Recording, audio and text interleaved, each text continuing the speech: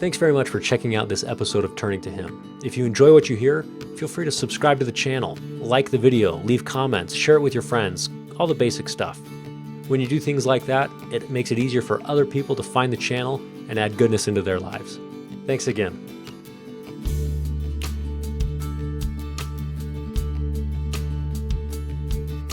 And just to add in, Zach, I was thinking about just another experience where, and this was another really impactful part of early upbringing. My father and my parents. Zach, I forgot to ask, where are you from? I'm from Utah. I grew up. You're from Utah. Okay. Yep. So down here in Phoenix, there was an old racetrack where they would do dirt racing. So sprint cars, bombers, just racing on mud and, clay and stuff. And my stepfather was in on this, and he was a racer. And my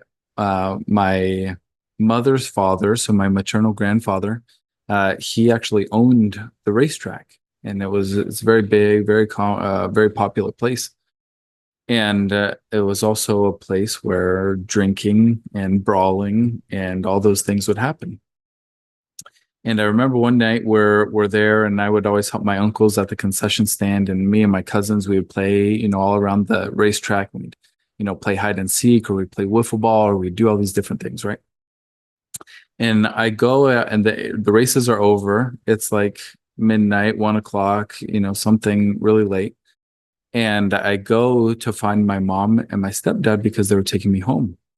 And I get to them, and I notice that my stepdad, my mom, and my father are all sitting there and having a very heated discussion. And all of a sudden, my stepdad just loses it.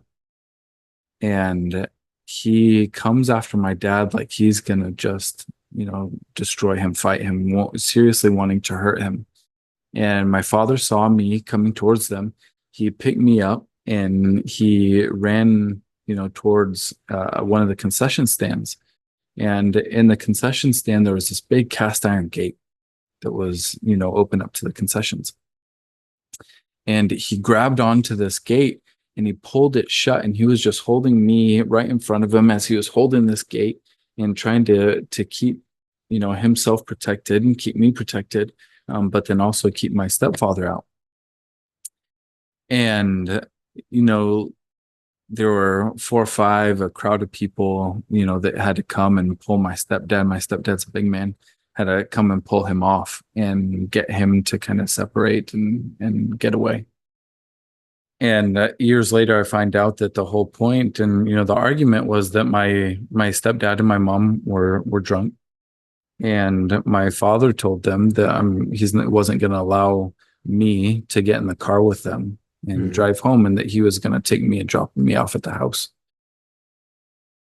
But it was one of those experiences that really turned me away and kind of created, this, I don't know if it would be resentment, but a lot of hard feelings against, my stepfather, specifically, and feeling like he was the reason for breaking up our family, and kind of making that adjustment, Yes. So that's your weekday life. What is your weekend life like at your father's house? Yeah, every weekend we'd go to my dad's. This is I went to a BYU conference, and in this conference, it was the Life After Loss conference a couple years ago. And one of the presenters gave a talk and gave a presentation talking about crying in all the different cultures, and how we're one of the few cultures that sees crying as a weakness. Really? We're one of the few ones. We're one of the few. And a lot of people will see crying as a holy event, crying as a beautiful thing. And I preface this because this is something that's very emotional for me. On the weekend, my father, he decided to just kind of give everything and do everything that he could to help make sure that we were taken care of as kids, right? And the weekend was my dad found this tiny studio apartment in, a not so great place and, area in Phoenix, Arizona. And in his apartment, we'd walk in, and his apartment was a lawn chair and a dresser and a little twin mattress. And that was how he lived. And every night we would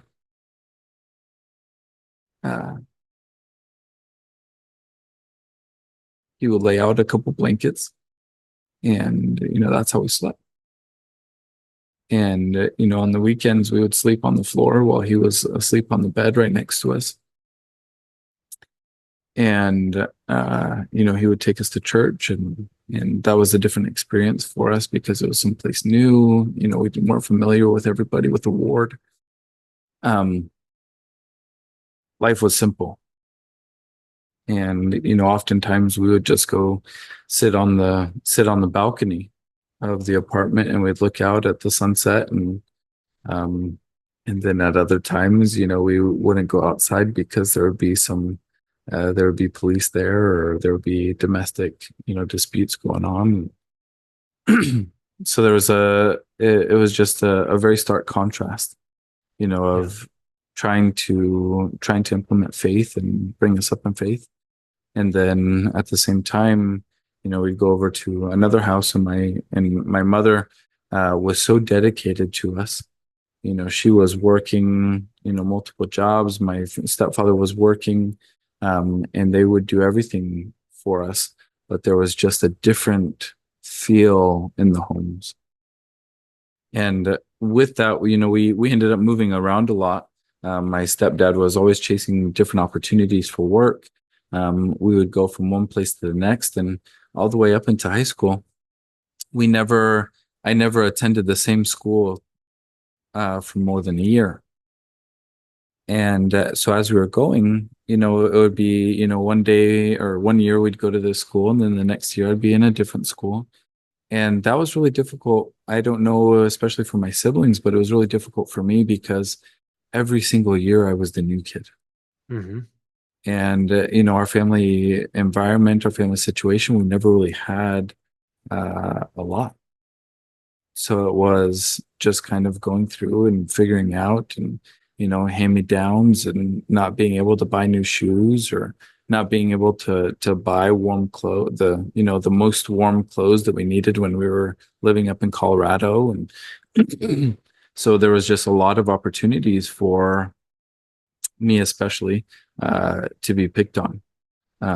So it was just kind of right when I was getting into my teen years that things started kind of taking a turn, and for the worse, getting picked on, but also just experiencing a few medical things that just started really shaping my life and kind of turning things around.